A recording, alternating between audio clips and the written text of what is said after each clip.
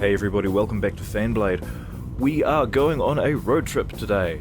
It's time to buy some tools. We've got the annual Vintage Car Club swap meet. Yes, time to go shopping.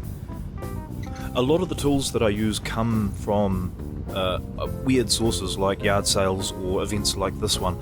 A lot of the stuff you buy at Bunnings is not really suitable. It's either not exactly the thing that you want, or it's just some cheap stuff that they've slapped an expensive price tag on. When you're buying vintage tools, they've been around a long time.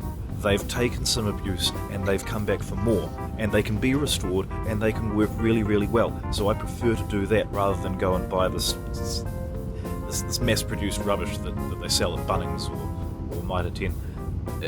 There's a whole world of tools out there that you don't need to go to one of the big box stores. I mean, just look at this place. There's so much here. As far as the eye can see, there's just people selling things. It was quite wet, and it's quite sort of difficult to film in those conditions, so I didn't film a lot of things, but I did buy a lot of stuff. I got a club hammer, a large ball pen hammer, small ball pen hammer, small engineering hammer, weird hammer. I got a chisel, big chisel. I got some clamps, because you always need clamps. I got a small block plane, some scribes and awls, some carving chisels, a set of Allen keys, a Shinto rasp, and I got a half horsepower motor, a third horsepower motor, and a quarter horsepower motor. I got 3 pulleys, 3 smaller pulleys, and 3 belts. And whatever that thing is, I think it's an attachment for sticking some grinding wheels on or something. Let's talk really quickly about some of the stuff that I bought here. These are old chisels, and they are cool. They're going to be cool once I've done a proper restoration on them. That one's going to take a bit of work, because that's, I don't know, we'll see how that one comes up, but if I can make that good, then that's excellent. These all need new handles, and I know exactly what I'm going to do with them. A wee while ago, I restored this one. This is a beautiful old thing, and this type of handle is very comfortable in the hand. It just sort of fits nicely. It's nice to use.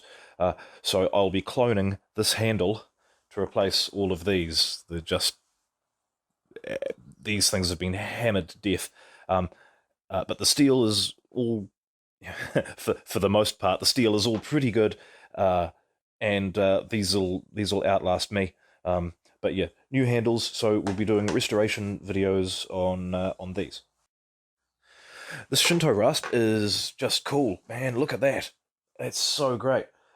This is my old one, and the differences between the two, aside from the size, this one's flat. It's got a coarse side and a fine side, but this one is concave. Oh, sorry, that side's convex. That side's concave, and there's no rasping on here. So that's the equivalent of having a flat and rounded rasp or file, except in the Shinto style. This is excellent. These things just work so well. If you don't have one of these, then I'm sorry, I own 2.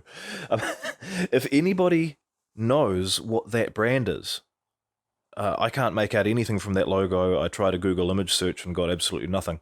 If anybody knows what these are, please get in contact with me. I would love to find out a bit more about the history of these things.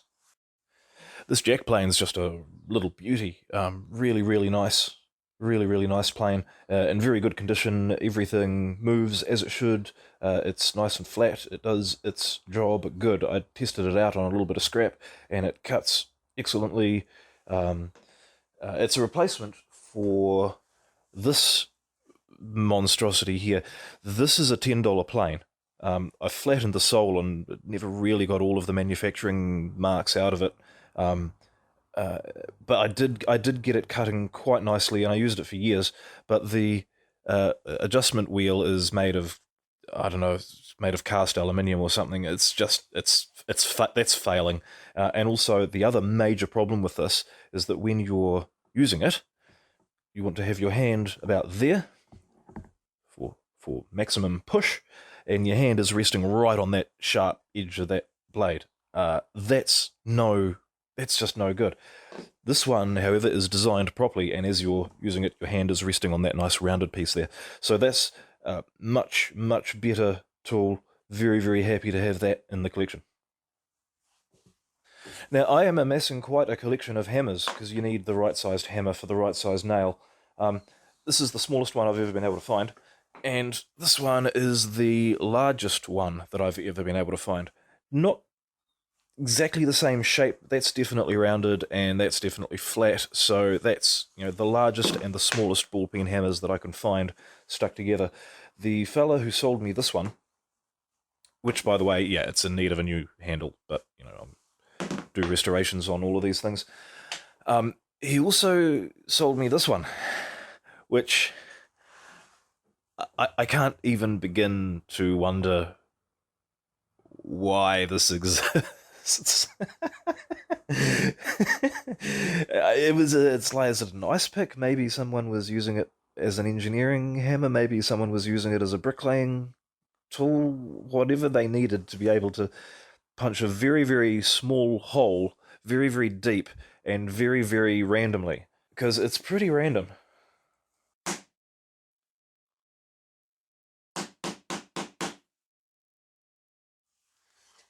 Looks alright though, for what it is. I'm probably not even going to bother restoring that. I'm probably just going to leave that as it is, just because I just like it, because it's completely balmy.